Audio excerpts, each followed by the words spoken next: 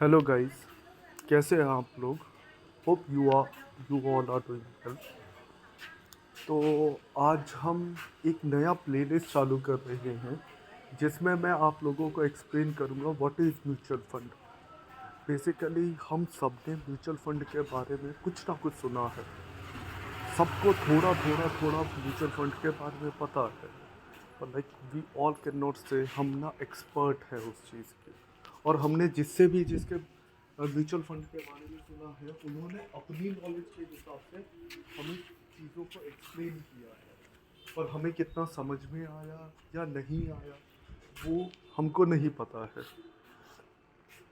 For example, जब मैंने mutual fund के बारे में चालू किया था, तो मुझे बहुत सारे ऐसे जनों को मैं जानता हूँ जिन्होंने उनके फ्रेंड के नेम के बेसिस पे दूसरे म्यूचुअल फंड्स ले लिए, पर उनको एक्चुअल में पता ही नहीं है कि वो म्यूचुअल फंड करते क्या है, वो क्यों लिए हैं, उनका काम क्या है। और गाइस, समझो कि लाइक म्यूचुअल फंड में ऐसा है कि जब आपके फ्रेंड ने वो म्यूचुअल फंड लिया था, तो मे बी तब उसका ना ग्रोइंग टाइम था, वो ना नीचे से ऊपर की तरफ भाग रहा था। पर जब आपने लिया है, तो ज़रूरी नहीं है वो चीज़ ना अभी भी ना सही हो। क्या पता वो ना अब ना अपने पीक पे आके थोड़े टाइम ना वो ना स्टेबलाइज रहे या वो नीचे की तरफ जाए, और आपको फिर लाइक इस लेवल का लॉस होगा कि आप ना सोच भी नहीं सकते या। तो मुझे ऐसा लगता है कि म्यूचुअल फंड के बारे में हमें बहुत सारी नॉलेज गेन आउट करनी चाहिए। उसके बाद ही ना हमें ना कोई एक म्यूचुअल फंड में ना इन्वेस्ट करना चाहिए। म्यूचुअल फंड बहुत अच्छी चीज़ है, पर अगर तुम उसमें सही से इन्वेस्ट नहीं करते, तो वो किसी काम की नहीं रहती। तो लिटरली लाइक हमें ना म्यूचुअल फंड के बारे में एटलीस्ट ज़्यादा से ज़्यादा नॉलेज गेन करनी चाहिए। तो चलो, फिर हम ना स्टार्ट करते हैं एटलीस्ट जानने का कि what is mutual fund. So like मैंने विकिपीडिया खोल रखा है, और हम म्यूचुअल फंड के लिए बहुत सारी ऐप्स हैं, उनमें से कोई भी यूज़ कर सकते हैं। फॉर एग्ज़ाम्पल, मैं जनरली ग्रो यूज़ करता हूँ, और ग्रो यूज़ करने का एक लौता रीज़न है कि लाइक मुझे उसका यूज़र इंटरफेस बहुत अच्छा लगता है। दूसरा, मुझे ईटी मनी है, वो भी बहुत अच्छी चीज़ लगती है। तो हम उन दोनों में से लाइक आप मुझे कमेंट कीजिए कि आपको किस पे चाहिए। मैं दोनों में से कोई भी यूज़ कर सकता हूँ, या कोई आपका थर्ड सजेशंस है कि लाइक मैं एक्स वाई जी करके कोई है उस पर देखना चाहता हूँ, तो मैं वो भी यूज़ करके आपको बता सकता हूँ। तो एटलीस्ट फॉर नाउ हम समझते हैं कि म्यूचुअल फंड एक्चुअल में क्या होता है। तो according to Wikipedia, a mutual fund is an investment fund that pool money from many investors to purchase security. Basically इसका मतलब क्या हुआ कि म्यूचुअल फंड ना एक इन्वेस्टमेंट फंड है जो बहुत सारे इन्वेस्टर्स से पैसे लेकर एक सिक्योरिटी पूल टाइप का बनाता है। इसमें हम म्यूचुअल फंड जनरली माना जाता है कि सिर्फ इक्विटी मार्केट या शेयर मार्केट के लिए है, पर एक्चुअल में ऐसा नहीं है।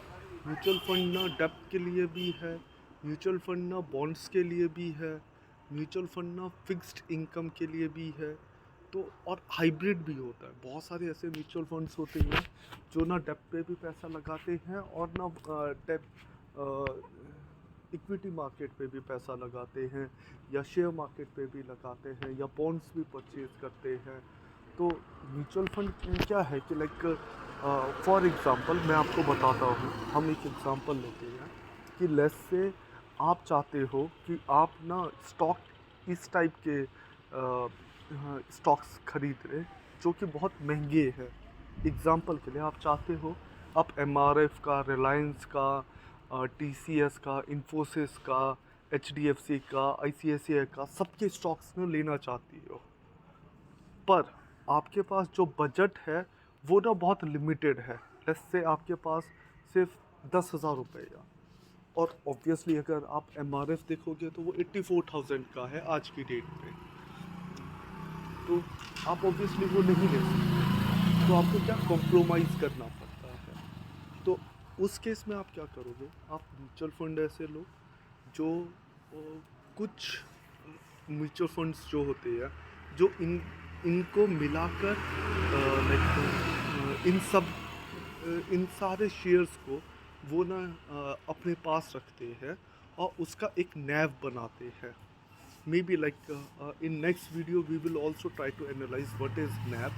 पर अभी के लिए हम समझते हैं कि वो इन सबको मिलाकर आपको एक ना मिनिमम वैल्यूएशन अमाउंट देते हैं जिसमें आप एसआईपी या लमसम कर सकते हो। What is SIP, what is lump sum, ये सब हम बाद में देखेंगे और ऑब्वियसली हम ये सारी चीज़ सीखेंगे। पर फॉर नाउ लाइक मैं जो आपको बताना चाहता हूँ वो ऐसा ही है कि म्यूचुअल फंड बहुत अलग अलग टाइप के होते हैं, बहुत सारे होते हैं। सेक्टोरियल्स होते हैं, डेप्थ होते हैं, हाइब्रिड होते हैं या इक्विटी होता है, फिर उनमें रिस्क मैनेजमेंट होता है, सीजनल होते हैं, फिर कुछ प्लान्ड होते हैं। बहुत सारे अलग अलग टाइप के म्यूचुअल फंड्स होते हैं। हम क्या करते हैं, हम एक बार ना एक ग्रो एप्लीकेशन पे चलते हैं और उसमें देखते हैं कि कौन कौन से म्यूचुअल फंड्स हैं। यहाँ पे अगर आप देखोगे तो यहाँ पे ना उन्होंने ना बहुत सारे कलेक्शंस ऑफ म्यूचुअल फंड दिए हुए हैं। ऑल म्यूचुअल फंड में उन्होंने बहुत सारे फिल्टर्स दिए हुए हैं। ईएमसी दिया हुआ है। EMC in the sense asset management companies होती हैं कि कौन कौन से ना कंपनीज हैं जो ना म्यूचुअल फंड को मैनेज करती है। हम मे बी लाइक इस वीडियो सीरीज़ में ना टॉप ईएमसी देखेंगे।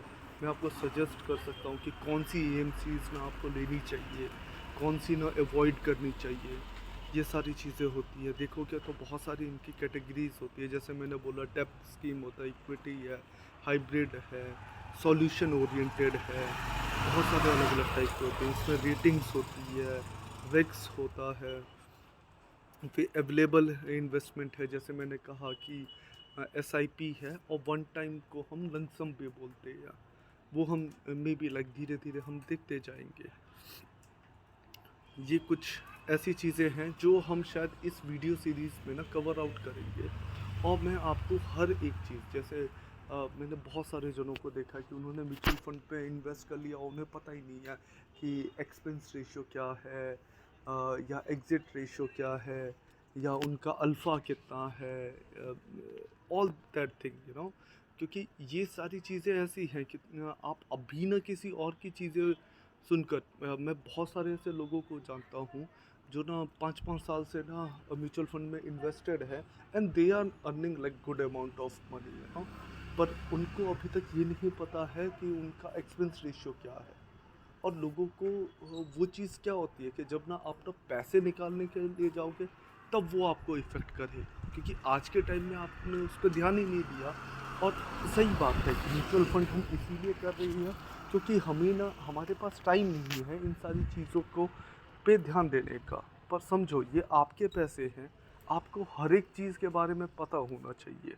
आप अगर ना सीधा सा हिसाब है कि अगर आप ना कहीं पे चॉकलेट ख़रीदने के लिए जाते हो और ना आपने ना 10 रुपए के ना कोई एक चॉकलेट ख़रीदी है और वो उसकी जगह आपसे 11 रुपए ले ले या 12 रुपए ले ले, तो आपको तभी के तभी एहसास हो जाता है कि भाई नहीं ये तो मेरे साथ फ्रॉड हो रहा है।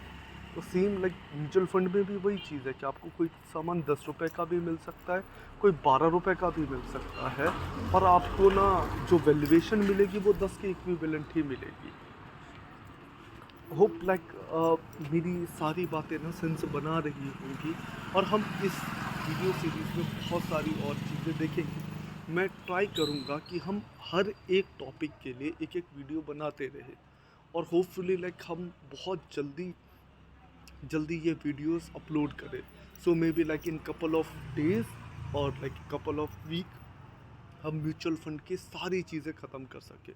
क्योंकि जब मैं यूट्यूब पे देखने के लिए जाता हूँ तो हर कोई ना अपना गाना गा रहा होता है कि वो which are the best mutual fund क्या है और क्यों है। बस उनको एक्सप्लेन नहीं करनी उनकी टर्मिनोलॉजी कैसी है, मैं एक सही म्यूचुअल फंड किस बेसिस पे एनालाइज कर रहा हूँ।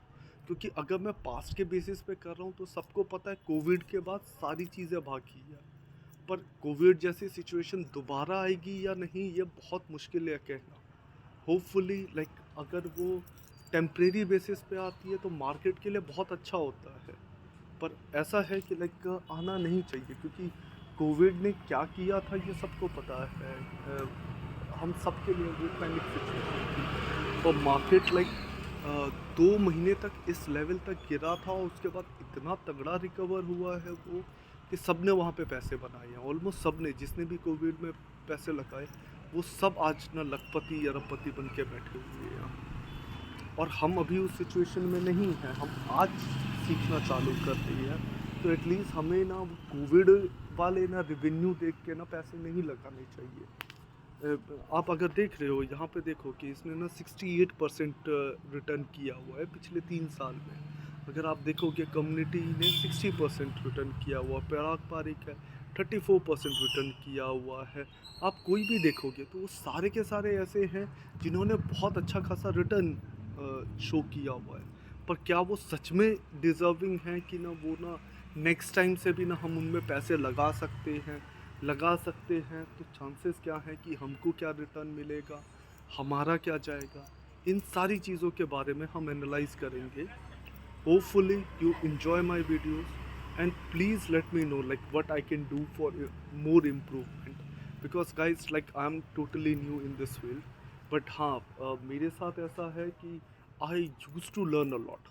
I'm not a expertise, पर हाँ मुझे ऐसा लगता है कि ना जितनी नॉलेज मेरे पास है उतनी मुझे शेयर करनी चाहिए। और लोगों को उससे क्या है कि ना नॉलेज ना बढ़ेगी, क्योंकि मैंने भी ना बहुत मुश्किल से ये सारी चीज़ें सीखी, और मुझे समझ में आया है कि एक्चुअल में ना जो पैसा है वो ना कैसे बन सकता है हमारा, या कैसे लूज़ हो सकता है। सारे जने लॉस करते हैं, मैंने भी लॉस किया है, शायद आप भी लॉस कर रहे होंगे। तो हम पहले ना बेसिक से चालू करते हैं। ऑब्वियसली अगर हमें पढ़ाई करनी है तो पहले हम ABCD सीखेंगे, देन ओनली हम ना 10th या 12th या उससे ऊपर की ग्रेजुएशन ना ले सकते हैं। पर अगर किसी को ABCD नहीं आती है या OA नहीं आता है, तो वो लाइक आगे जाके कुछ कर सकता है या नहीं कर सकता, it is totally doubtful, you know. तो आज के लिए हम इतना ही करते हैं। Hopefully you guys will like my videos, and please subscribe my channel, so like I can get more motivation towards it.